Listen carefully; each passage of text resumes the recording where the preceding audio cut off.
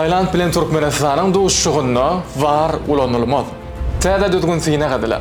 Şu gün 31 martda Türkmenistanyň futbol boýunça milli ýygyndasy Aziýa Kuboky 2027-niň saýlama tapgarnyň şäherinde Tailandyň ýygyndasy bilen mehmançylykda duşuşýar.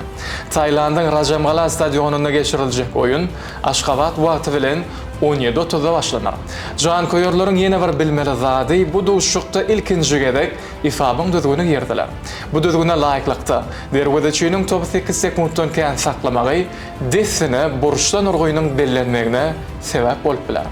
Türkmen ýygyndasy diňe ýeňş üçin ýaşyl meýdança açykar.